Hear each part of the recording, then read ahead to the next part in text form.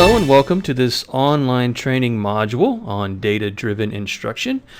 My name is Mike Newsworthy and I will be your host and guide as we journey through the module together. So let's get started.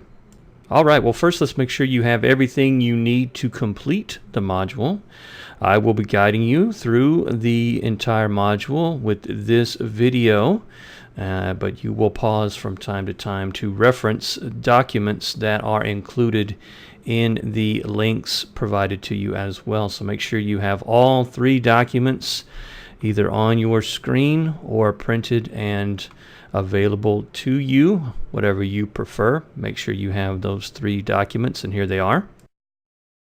Principles of Data-Driven Instruction will be the main document we work with. Teachers Know Best, Making Data Work for Teachers and Students is a great document. It's kind of a long report from the Bill and Melinda Gates Foundation, and we will be referencing data and research from there. And then finally, a two-page document, How Teachers Approach Data, which contains some really good. And whenever you see the stop sign on your screen, that means it is time to pause the video and either reference the documents that you have in front of you or answer a question. So be sure and pause when you see the stop sign. Let's begin by answering this question. What is data-driven instruction? According to our document, Principles of Data-Driven Instruction, the term data-driven instruction refers to a teacher's use of the results from various student assessments to plan instruction. Research has shown this process to be an effective way to improve student achievement. So according to this definition of DDI, data-driven instruction, assessments are what provide the data. Now remember, not all assessments are the same. They come in many forms, and we will discuss those later in the module. When it comes to assessment, one word usually pops into the minds of Texas teachers. And that word is STAR, the State of Texas Assessments of Academic Readiness. And those are the main summative assessments given to students in grades 3 through 8 in May of their school year, and for students 9 through 12 they are given as end of course assessments for the required courses.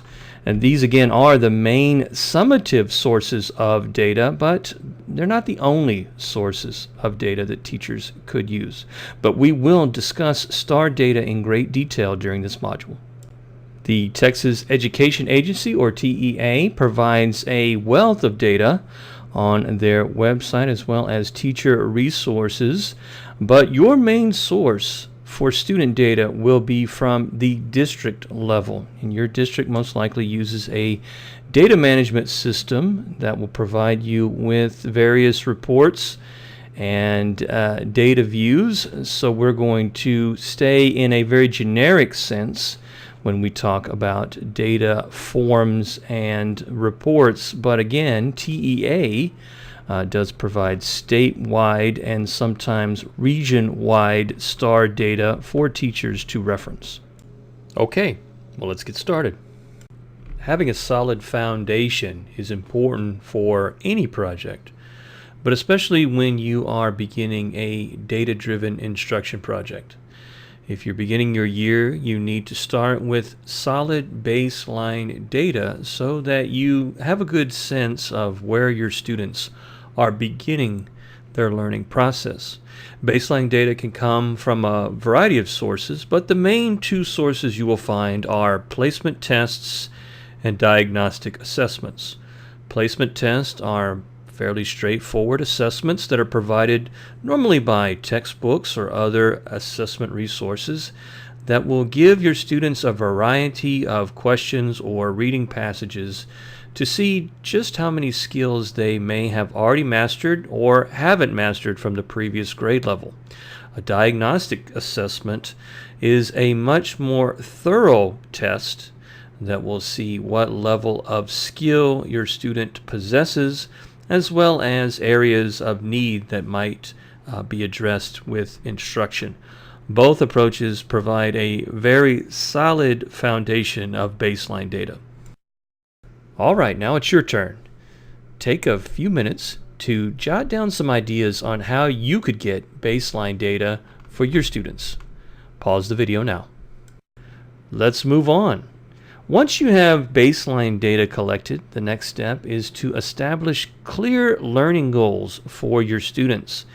Many districts will provide specific curriculum that will give you guidance here, but all goals need to be built around the Texas Essential Knowledge and Skills, these standards for learning in the state of Texas. Goal setting might include historical data, such as previous year's STAR test results, or may simply include baseline data from the current year. Goals can include performance expectations or student skill expectations. Oftentimes, it's up to the teacher or the campus for setting those goals. Effective data-driven instruction is built upon the application of regular assessments. Assessments cannot happen just once or twice a year. They must happen at regular intervals across the entire school year. These assessments should include formative assessments, which are smaller in scope but measure specific skills and can be tracked throughout the year, as well as summative assessments, which are given at specific points during the year and usually assess a wide range of skills. A final summative assessment, such as the STAR test, is typically given at the end of the school year. Okay, it's time to pause again. This question has to do with assessments and your curriculum. Hopefully you can access your curriculum online, because I want you to look for the number of opportunities for assessment that are planned in your curriculum. Typically you can find this in the scope and sequence document in your curriculum or a year at a glance document. Look for those two. And look for assessment opportunities. They can be chapter tests. They can be unit exams. They can be benchmarks. They can be end-of-year tests. Count the number of assessments you find and write that down. Okay, so how many opportunities for assessment did you find in your curriculum? Hopefully there were plenty of opportunities planned throughout the year that will aid you in creating a responsive instructional program. Responsive instruction has the ability to change direction based on the results of assessment and more efficiently meet the needs of students. Before we move on, let's talk about choosing assessments and a few criteria you might want to keep in mind.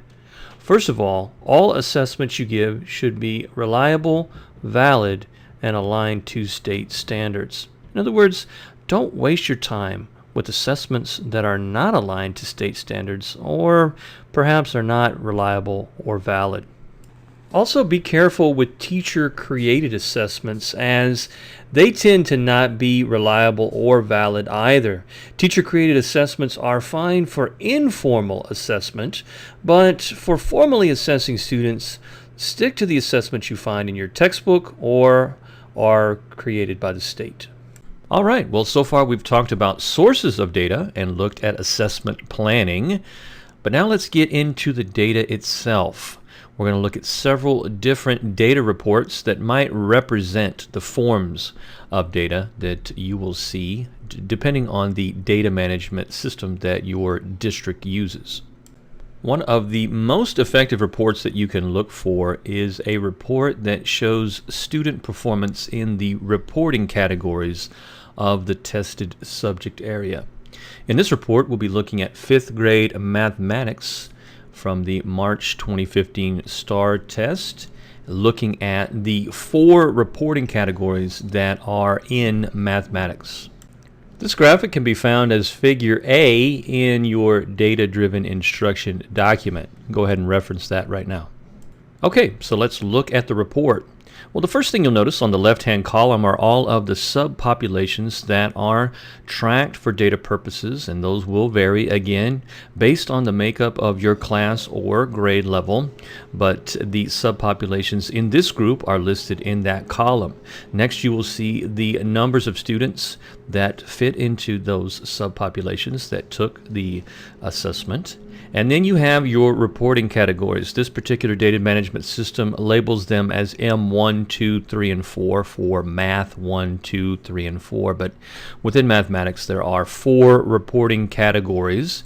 And as we look closely at those, in category 1, you have 78.60% of all students mastered that reporting category. Category 2, we had 70.23%. In Category 3, 71.84%, and in Category 4, 70%. The raw score, scale score, and percent score all give you different measures of student success. I tend to prefer to look at the raw score as a good indicator because that indicates exactly how many items were answered correctly.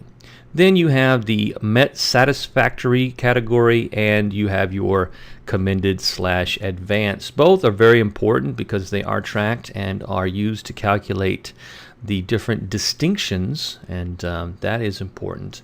But of the 3 score categories, raw score is probably the most useful for data-driven decisions. Okay, so now that we understand how the report works and how the data is categorized, let's perform some analysis. On page 4 in your Principles of Data-Driven Instruction document, you will find a summary of the test results. Within that table, you will see general analysis of the data. Take a look at that, and also add any additional analysis that you may find. Alright, so now that we've done the initial analysis of the data, it's time to move on to the next steps in the data-driven instruction process. Now, these next steps break down into targeting, focus, and planning. And when we talk about targeting, what we're looking at is targeting areas where students are having difficulty. And we do this by looking at student expectations and categorizing them as either strengths, challenges, or critical needs. Now, according to the data that we have already analyzed, we can see that of the 4 categories, Category 1 was the highest, all the way to Category 4 being the lowest. So when we are looking at putting these different student expectations into these different categories, we can also assign a strength, challenge, or critical need label to those. And a strength being any category where students performed 80% or higher. A challenge category would be anywhere between 65 and 79%, and then a critical need category would be anything less than 65%. Now, of the 4 categories, none fall into the critical need level, but all are within the challenge range. And so because Category 2 has the most items on the test, we're going to be looking at Category 2 data moving forward. Okay, so now that we have targeted our data, which is going to be Category 2 data, it's now time to move on to the next step, which is to focus on specific student needs. So as you can see on the data here on the screen, we are looking at student expectations from Category 2. And as we analyze these, we want to again apply the strength, challenge, and critical need filter to see where students are performing at each individual level. Okay, so as we drill down further, a great resource to have available is the TEKS snapshot, which is made by leadforward.com. It's actually in the additional resources part of the data-driven instruction document on page 13 and 14. So if you have that, go ahead and get it out. You'll need to reference it as we begin to look at the specific student expectations. So Category 2 actually begins with 5.3a You can see it right there, and it goes all the way to 5.4D. Quite a few different expectations here covered in Category 2. And they are categorized as either supporting, which are the student expectations that have the S in the bracket, or readiness, the ones that have the R in the bracket. Of course, the readiness are tested much more heavily than the supporting, but they are all important. And so we do need to identify some of those areas of need, and so we would apply the same strategy of looking at anything 80% and above as a strength, and then anything between 65 and 79% as a challenge, anything below 65% as an area of critical need. So you can see there are some 80s, but we do have some areas that are quite low, beginning with 5.3F, which was at 46.74%. That TEAC reads as represent quotients of decimals to the hundredths up to 4-digit dividends and 2-digit whole number divisors using objects and pictorial models, including area models. Now, there's a lot of skills involved in that student expectation, and actually that is a very complex concept for most fifth graders, so that is why probably that TEAC is so low. So that's definitely one to jot down. Another one is 5.3J, which reads represent division of a unit fraction by a whole number and the division of a whole number by a unit fraction. So again, we're talking about division, but this time division of fractions. Again, a very abstract concept that fifth graders are being introduced to for the first time. And so that one, but we see a theme there, and that's the important part about drilling down, is looking for themes as you identify these critical needs areas so that you can more effectively provide instruction to help strengthen those critical needs. And that brings us to the fourth and final step of data-driven instruction. That step is planning. Now, planning depends heavily upon the first three steps, and as we review, they are analysis of the data, targeting the skill, focus on the student expectation, and now planning for instruction. On page 7 of your Principles of Data-Driven Instruction document, you will find the 8 elements that provide framework for appropriate and effective instruction and planning. The remainder of the document will guide you through the summative assessment, which will show your level of mastery of the concepts of data-driven instruction. The document also has additional resources that will help you as you complete that summative assessment. We hope this training module has been helpful, and we thank you for your participation.